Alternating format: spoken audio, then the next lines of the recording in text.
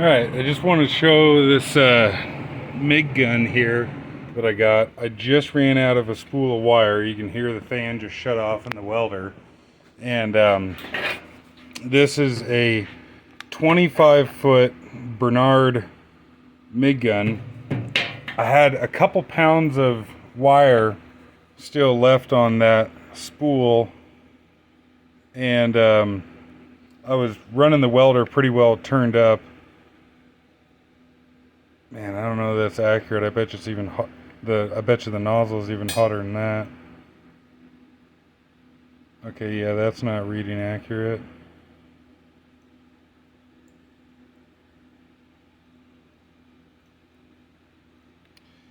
I mean, that's probably about right. It seems like these infrared guns don't do very well on shit that's shiny and reflective. But when I was touching the nozzle a second ago, the oils in the glove were smoking. But if I hold that there, yeah, you know, I'd say 100 or so. Yeah, probably 120 there. The neck. Ow. Yeah, that's kind of too hot to hold. If I wet my finger, yeah, you probably won't be able to hear it, but sizzled there pretty good. But yeah, so yeah, like I said, that is a 25-foot Bernard MIG gun, all the way around. It's a pretty freaking long MIG gun. And the reason I bought it is because it really sucks being tied so close to the MIG welder. I mean, I could put a tape measure on it, but just trust me, it is 25 foot. It sucks having to be so close to the MIG welder, especially because in my instance here, I've got everything kind of put together on like one cart here. And so it's really nice having everything on one cart, but it does make it a big, heavy, bulky cart. For the TIG and plasma, I've got a 25-foot lead for each one of those, and having the longer lead on both of those now is like spoiled me, I guess. And so I really wanted to have a longer MIG gun. It's just simply nicer to be able to be further away from the welder. And like I was mocking it up the other day that, like, you know, you could park the welder, say, next to a pickup, and with that longer lead, you can reach effectively all the way around a pickup and not have any like dead spaces or whatever. I'll show you the part number of that gun here in a second. But this gun is a 200 amp rated MIG gun, and I actually bought it for the purpose of putting on this little Miller-Matic 211 that I have here. This 200 amp gun is the smallest one that Bernard makes, at least in this configuration anyways. You know, on one hand, I assume that they have smaller guns, but in this configuration with the things that I wanted on here, the swivel neck, the locking trigger, that kind of thing, is the smallest one they made. And then when this came in, I was actually kind of like, I guess, impressed, if you will, at how beefy this thing is. Like, as a somewhat of a size comparison of the cable, it's, you know, one Bic lighter wide. But on one hand, it kind of sucks because this is a much bigger and beefier gun than I was wanting for that little Miller. But as it turns out, this thing works fantastic on this Hobart Iron Man that I have here. And this thing takes heat extremely well, and it seems like it dissipates heat pretty quick too. The neck is still uncomfortable to touch, but like, the handle here is cooled down from earlier. And yeah, okay, so I'm kind of going all over the place here, but what I was using was Hobart Excel Arc 71 in 035. Um, and these were the settings that I was running here. I did finally get around to actually writing in voltage and wire speed and what have you. So this is the voltage that the machine is capable of, and this is the wire speed in inches a minute. So was running roughly 29 volts and 550 inches a minute.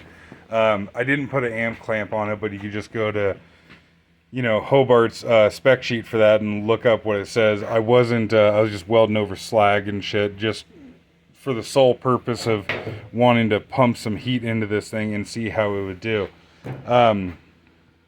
But yeah, I'm very, very impressed with how much heat this thing will take for only being a 200 amp gun. But I would imagine that the reason for that is because Bernard, from my experience, is a no bullshit company. You know, say if you take, for example, like a company like Milwaukee, with all this horse shit of nut busting torque and blah blah blah and all this junk, and what the fuck was I looking? Oh yeah, their vacuum cleaners the other day. You know, oh, you can, you know, clean up to 1,300 square feet on a single charge, and it's like, well, 1,300 square feet of what? You know, like light dust or 3-inch thick of, you know, sawdust or whatever. But Bernard seems to be no bullshit, and when they say a 200 amp rated gun, they mean, you know, like no salesman fluff or whatever. You can actually weld at 200 amps indefinitely on this gun. It is interesting though that they rated at 100% duty cycle on straight CO2 and 60% duty cycle on mixed gas. For me here doing this, I was running 40 CFH of straight CO2. When I got this gun, it actually had the small center fire consumables on here, but because this is relatively a beefy gun, I put the larger consumables on it. And again, because Bernard's a worth of shit company and what have you, and not a bunch of dickbags that seems to want to jerk you around, is you just simply have to change out the insulator, the diffuser, and the nozzle. And this, I guess, isn't a very good. It's of course easier to see in person, but this nozzle is about half the size of this one, and it's about, yeah, probably about half the weight of it as well too. And because of that, it won't take as much heat as the bigger one, and so I figured I'd put the bigger one on there. But so suffice to say, I am extremely happy with this thing so far. Very, very impressed with this thing. The lead on it is unfortunately not very flexible as compared to some of the smaller guns that I have, but at the same time, I guess that's to be expected considering that this is a fairly beefy lead. And I'm curious if the lead is actually going to like free up and get more flexible as I get some use on it. But kind of forgot where I left off there. But yeah, I was wanting a longer MIG gun and tried searching around on YouTube, and I couldn't find any videos of someone running a 25-foot gun. And I started reading around on a couple internet forums, and everyone on there was saying like, you know, oh, a 25-foot gun is too long. You got to go to a push-pull. It's going to bird's nest like crazy, blah, blah, blah, this horse shit. But it's like, well, they make them, so obviously they work to one degree or another. And there were a bunch of people on the internet forums even saying that like a 15-foot gun was too long and you should run like a 12 or a 13 or whatever. And so I called around to a couple people, you know, wasn't able to talk to anyone in person that had run a 25-foot MIG gun. I even called my local welding supply, and they said that I had to go to a push-pull setup. But I called Bernard directly and asked them, because I was wondering too if it would work with this small a diameter of wire. Like I was, you know, planning on using 045 and down, like 045, 035, 030, and 023. And I figured, you know, maybe these longer ones were only intended for like the big beefy wire, like 16th inch and 332 or whatever. But no, come to find out, they sell these with liners for, you know, 035 and 045. And the guy I talked to on the phone was like, well, you know, so long as you keep the the lead reasonably straight, that it'll work just fine. And lo and behold, it did. When I was using that 035 wire earlier with this little rack that I've got here, and I've already switched out for hardwire because I'm curious to see how that does. But with the 035 flux core, I had the lead coming off, doing one loop on here and then out, and it did bird's nest on me on that. But you know, 035 flux core is a really small flux core wire, and it does bird's nest very, very easily. Even with a 15-foot gun, you know, if the contact tip starts to get a bit wore out or something like that or whatever, and causes some resistance, I've had a bird's nest on a 15-foot gun with the lead in a straight run. So it makes sense that it makes sense that the 035 flux core wouldn't like a bunch of tight curves, but in this amount of a curve here, it was doing just fine once I uncoiled it from the hook there. I'm curious to try later with the hard wire if I will be able to leave some of the lead coiled up on this hook here, because obviously you don't always need the 25-foot length, but it's nice to have it when you do. And I just looked up the Hobart spec sheet for that wire, and they don't, at 550 inches a minute, crap, now I forget. At 550 inches a minute, they recommend 25 volts. I was running approximately 29, but they say at 25 volts that it is 175 amps. I didn't put an amp clamp on it, but I would assume that even with a higher voltage, it would, in theory, be roughly about that. But anyways, I'll make some more videos about this thing as I get some more use on it and get some more time with it, and you know, if I run into any problems or whatever. But as just a out of the box testing using it here, I've only gone through maybe, I don't know, 5 pounds of wire or something like that with it so far. But so far my biggest regret with this thing is that I didn't buy it, you know, 10 years ago, because yeah, that extra length sure is nice. And yeah, heard that a time or two in my life. But what this gun also is, and from Bernard you can order like whatever you want, and this gun was built to my specification. I ordered this specifically how I wanted it. And so it's got a, well, you probably can't read it, but it's got a 60-degree neck on here. You can get all sorts of different necks for these things. You can get a flexible neck. Some are just straight 180 degrees. And they have like 2-foot long necks if you need to reach into some weird bullshit place. I think they have a 30-degree, a 45-degree, and a 60-degree. I don't know that they offer anything else in that, but like I said, they have a flexible one that you can just you know, move into whatever position you want, like the CK TIG torches and other manufacturers make it too. But you just simply can move this into whatever position you feel like, as opposed to being stuck at the standard TIG torch is about like that. But you know, if you want that position, then there you go. If you want that position, then so be it. But this neck just simply unthreads, and so you can change it for other ones. On the setup of this gun here, this liner runs all the way back to the machine, but if you look in the end here, I believe, I don't know for sure, but I believe what you can do is cut this liner down to about here and then run a different jump neck in, or jump liner in the neck, so that if you wanted to have different length necks, that you could have a separate liner in the neck as you do in the gun. But yeah, I think this is a pretty slick setup here of how, like the CK flex neck torches, TIG torches, you can, orient this into whatever position you want. So if for some damn reason that's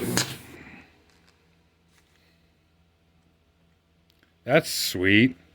Didn't mean to do that. But if for some damn reason that orientation is better for you, then here you go, you can do that.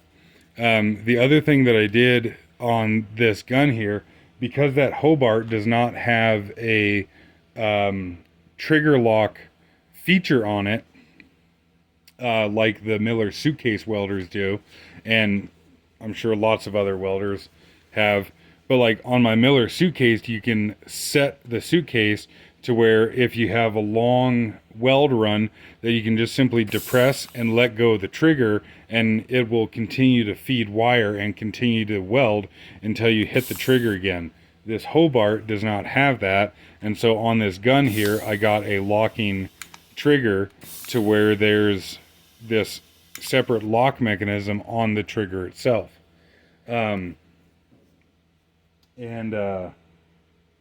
Right, yeah, I was gonna look up the part number for this right quick.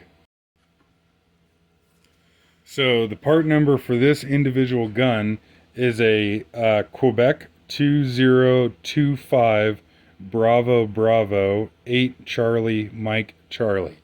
And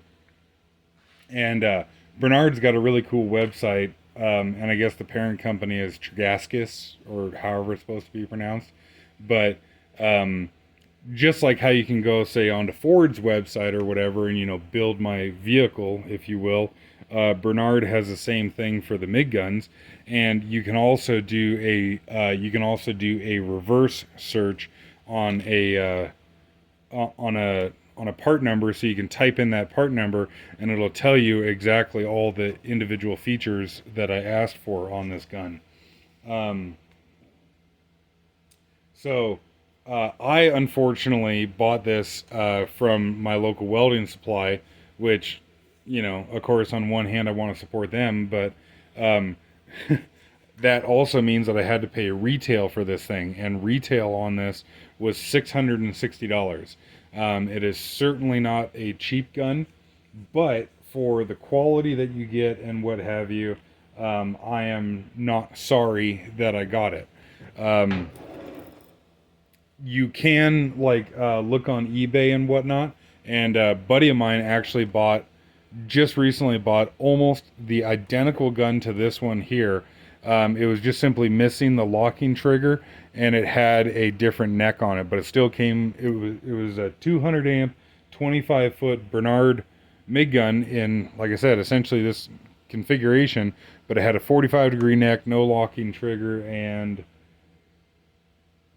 something else. I don't remember what else was different about it, but it was still in the box with the owner's manual and what have you, new old stock, and it was $300, so less than half the cost of this one. And so it is, of course, sweet to be able to, if you can save money on it like that, to be able to find a situation like that. But still, like I said, I'm not sorry that I got the gun. I just wish that I had gotten as lucky as my buddy did finding that one. But yeah, to to make a short story long, 25 foot MIG guns do work. They are possible. How reliable they are against a 15 foot one, in my little experimentation of only going through a couple pounds of wire, they're really, really close anyways. And they're certainly not as bad as some of the people on the internet make it out to be. Yeah, as I get more use on it, I will update. Okay, so now I got the hard wire spooled through the machine. I got two pretty big loops of lead on the hook here. Those are, I don't know, 2 foot tall or something like that. 35 CFH of CO2, and those settings on 035 Lincoln L56.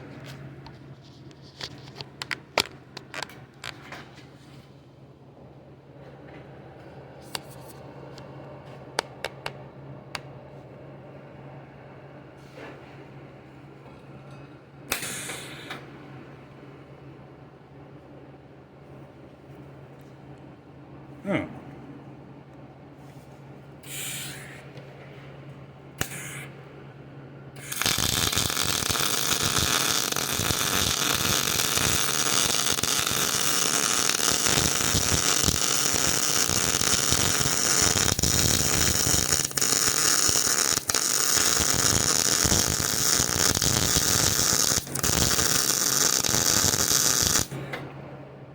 I don't know what that first deal there was about, like burn back the tip. Could be because of having it coiled up in a spool there, but I mean, seems like it's feeding pretty good to me.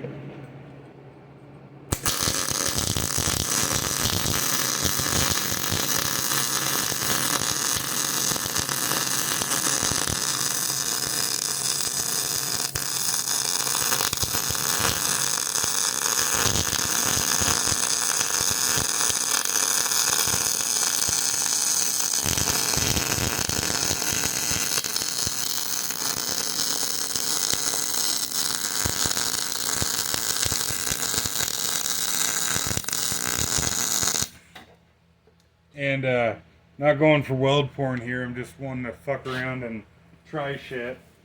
So I'm going to take one of those coils off of the welding cart hook and see if we notice a difference.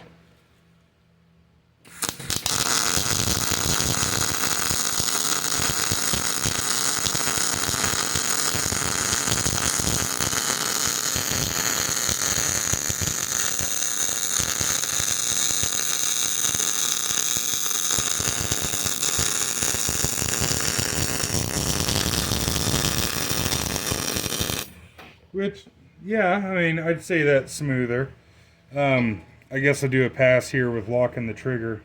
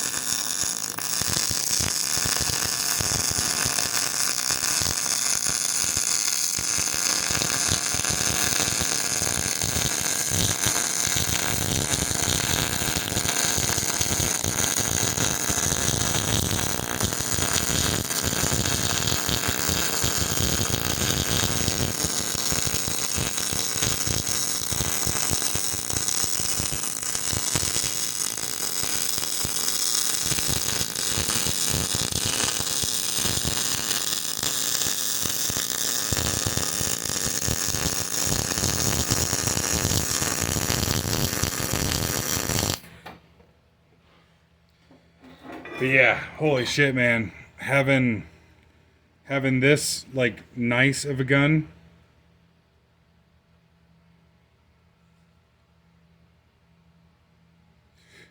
and I was welding before too, and the metal is screaming hot.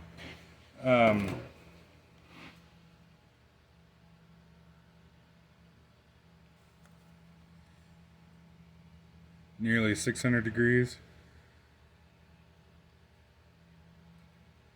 Okay, it's 650 further up. But yeah, that hot of metal and been welding a while. You can see I got a couple layers going there, and to be able to grab the gun like that, and this is an air cooled gun. It's not a water cooled gun.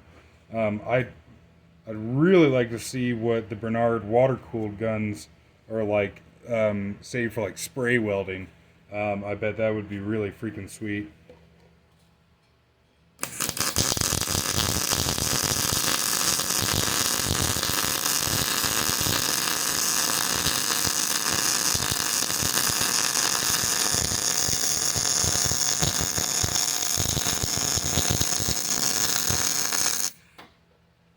But yeah, I get, I obviously don't need to keep going on about this, but yeah, I'm really glad I bought this thing. I really wish I bought this damn thing 10 years ago. And so if you're on the fence about it, get one.